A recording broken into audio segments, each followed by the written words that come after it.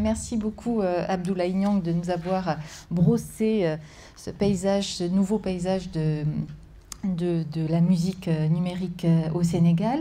Je voudrais juste reprendre quelques petits points pour lancer la discussion générale. Ce qui, moi, m'a frappé en tout premier lieu, c'est l'importance du répertoire local pour un public local, finalement. En gros, les jeunes Sénégalais écoutent beaucoup de musique sénégalaise, même si ces musiques sénégalaises ont différentes sources d'influence, notamment américaines, avec le hip-hop, mais c'est beaucoup plus complexe et tes travaux le montrent bien. Du coup, ça va vraiment à l'encontre d'une idée encore reçue, selon laquelle la musique serait uniformisée, que la globalisation, disons, amènerait une uniformisation à la fois de la musique, de la production musicale et de l'écoute musicale. On voit bien que la situation est beaucoup plus nuancée et que ce type de terrain permet justement de le montrer. Alors, ce que j'aimerais, là où j'aimerais que tu ailles un peu plus loin, c'est sur la question des formats. Moi, ce qui m'a vraiment, là aussi, frappé sur mon terrain malien, puisque je travaille au Mali depuis une quinzaine d'années, c'est que à l'inverse des formats radiophoniques ou médiatiques occidentaux qui sont réduits à quelques minutes, 3 minutes et quelques, là on a des formats très très divers et notamment en ce qui concerne les musiques de mariage qui sont très très populaires, aussi bien parmi les jeunes que les moins jeunes, des formats qui peuvent durer des dizaines, voire des vingtaines de minutes.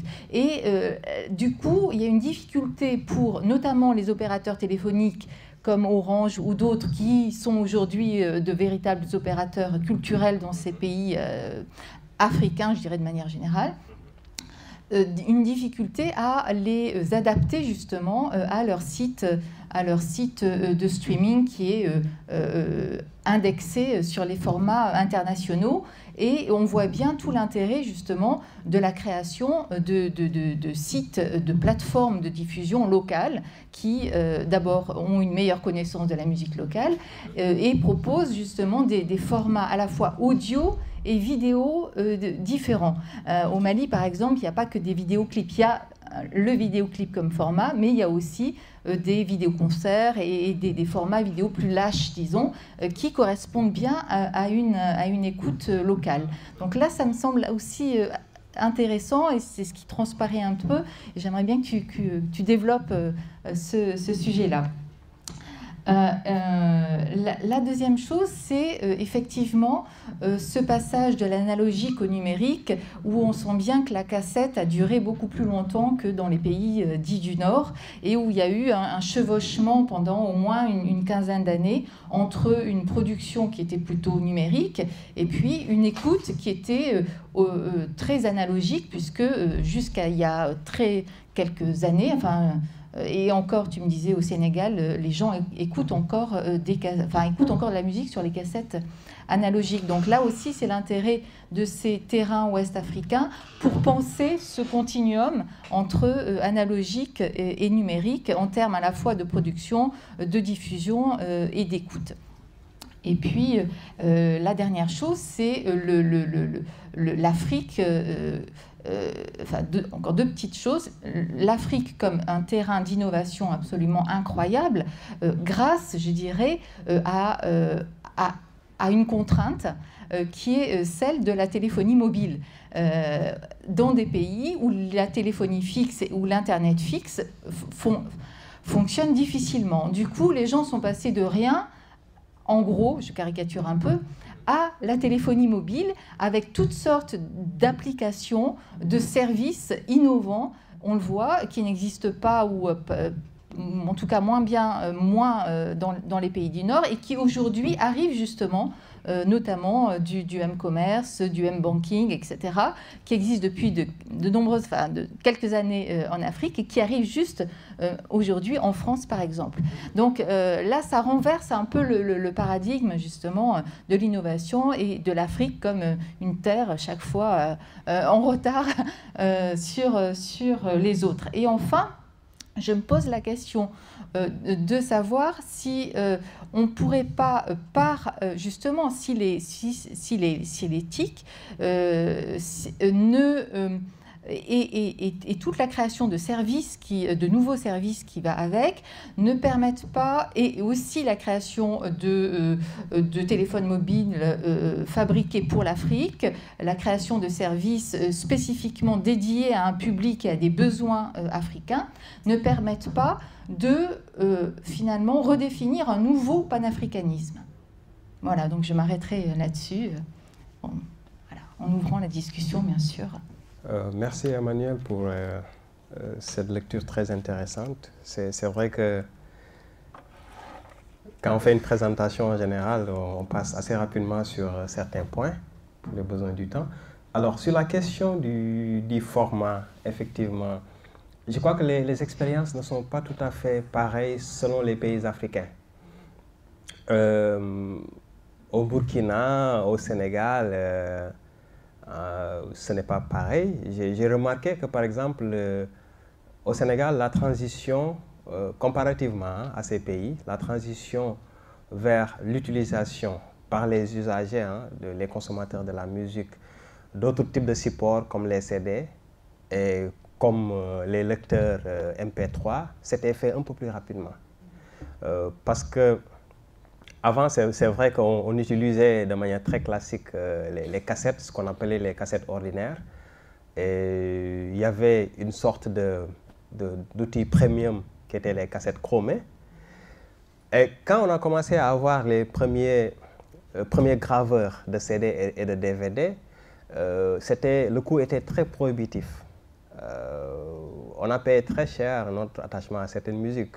Je sais de quoi je parle, parce que même pour graver un seul CD, c'était à peu près à 5000 francs CFA. Et il y avait une ou deux personnes qui le faisaient dans tout Dakar, en général. Alors, mais ce qui est arrivé, c'est qu'il y a eu d'abord, même si ça a été ce qu'on peut appeler des usages détournés, il y a eu l'équipement de certaines structures comme les écoles, les universités avec des ordinateurs qui ont été très vite transformés en bibliothèques musicales par les élèves et les étudiants. Oui. Ça a coïncidé aussi avec tout cet ensemble d'avancées technologiques, comme je le disais tantôt, sans lesquelles, en fait, on n'aurait jamais pu avoir réellement cette possibilité-là. Donc la bande passante qui a augmenté très vite, mais aussi les opérateurs qui, ayant compris le profil qu'ils pouvaient tirer de cette situation, ont offert comment on peut dire ça encore, ont offert des promotions où on pouvait acheter des téléphones pour des coûts très modiques, des puces qui étaient offertes même, avec des crédits quelquefois, ce qui finalement, littéralement, en tout cas, si on faisait une analyse de premier degré, ne revenait à rien, mais ils misaient davantage sur les services qui vont avec et sur lesquels ils peuvent par contre dégager une bonne marge bénéficiaire. Donc ça a été un peu différent en termes de temporalité, et ce qui est constaté aujourd'hui, c'est que si au Sénégal, si tu as un magnétophone du genre que Philippe évoquait tout à l'heure, tu n'as presque aucune chance réellement d'écouter de la musique pratiquement. Parce que même en termes de production, effectivement, les cassettes ne sortent plus. On sort des CD et des DVD. Ensuite, quand ça sort, les gens s'empressent de le mettre en format MP3 pour pouvoir le lire sur les téléphones, les tablettes, les ordinateurs, etc. Donc là, ça a évolué vraiment très très rapidement en tant que tel. Et aussi sur, effectivement, le caractère adapté ou non adapté des formats. Au Sénégal aussi, il y a un ancrage avec certaines cérémonies traditionnelles, comme les mariages, et dans certaines sociétés, même du Sud, même les décès, les funérailles, qui sont musicalisés, comme dans la société Mankagne. Et là aussi, ça a tout à fait évolué. Et les formats ne sont pas les mêmes. Ce qui est constaté, c'est qu'effectivement, il y a des standards internationaux à respecter en termes de mise en ligne de la musique. On ne peut pas mettre des morceaux qui sont trop lourds, qui sont trop longs, etc. etc. Donc, ce que les gens font, c'est qu'en général, ils utilisent d'autres alternatives. Par exemple, sur leur site personnel, ils peuvent se permettre de le faire. Ou bien sur des CD promotionnels. quelquefois tu peux avoir des œuvres qui sont beaucoup plus longues que la norme en tant que telle. Mais effectivement, sur Internet, oui, là, ils sont obligés de se conformer à certaines normes. Et même, je faisais un petit entretien récemment avec l'un des producteurs qui travaille pour Dalal Tones, qui est donc la société avec Orange qui offre de la musique d'attente. Et on lui demandait, par exemple, de travailler très spécifiquement sur certains formats, et rien que sur ces formats-là, pour que ça puisse être, dès la commande, on lui disait qu'on voulait tel format, pour que ça soit adaptable, bien sûr, à un téléchargement qui n'est pas trop lourd, etc., etc. Et aussi, et ça c'est un élément de contexte, au fait que ces téléphones qui sont offerts par les opérateurs, en général, ont des mémoires aussi réduites, donc ils ne peuvent pas télécharger énormément de sons et tout ça, voilà. Difficulté à adapter, oui. Oui, le passage de l'analogique au musical, je crois que j'ai déjà un peu brossé la réponse. L'Afrique, oui, comme terre d'innovation, oui, je suis tout à fait d'accord. Ce n'est pas parce que je suis africain, mais c'est une réalité. On a tendance à toujours voir les choses que d'un côté, avec un regard qui est très occidental-centré. Hein. Et pour moi, ça implique aussi bien l'Europe que l'Amérique, d'ailleurs, en général. Et on peut être surpris quand on vient sur place, comme toi peut-être tu le fais en faisant du terrain en Afrique, de voir que les choses ne sont pas du tout aussi simples qu'on le pense. La contrainte est un outil qui stimule la créativité justement. Et c'est ce qui est arrivé tout simplement dans plusieurs pays africains.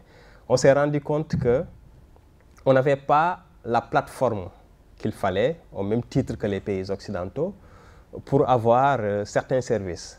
Donc, on a imaginé d'autres services qui étaient adaptés à ce manque-là. Et c'est vrai qu'aujourd'hui, on parle de musique, mais on pourrait être surpris de la gamme de services offerts en Afrique avec le numérique. Ça va du transfert d'argent à... Et même là, localement, les opérateurs se sont penchés, je peux appeler sur les logiques, en fait, les logiques culturelles. Par exemple, c'est très courant d'envoyer de l'argent à sa famille en Afrique. Donc, ils ont inventé non seulement des procédures pour envoyer de l'argent, mais aussi pour envoyer même du crédit téléphonique. Oui. Et on peut aussi emprunter du crédit téléphonique. Ça s'appelle d'ailleurs l'emballement, ça veut dire prête-moi, en quelque sorte.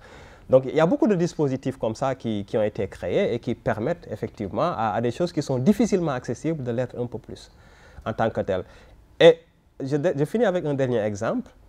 Quand on prend les Dalal Tones, par exemple, quand on écoute un Dalal Tones, en fait, il y a deux possibilités au moins. Soit ça peut vous plaire et directement, dès que vous touchez la touche dièse, vous l'avez automatiquement. Soit vous pouvez payer pour quelqu'un qui souhaiterait avoir ça également. Ah oui, c'est possible. Donc tout ça, ce sont des flexibilités qui ont été introduites, bien sûr, pour tirer davantage profit, hein, parce que c'est une opération économique du numérique, en utilisant la musique, bien sûr. Oui.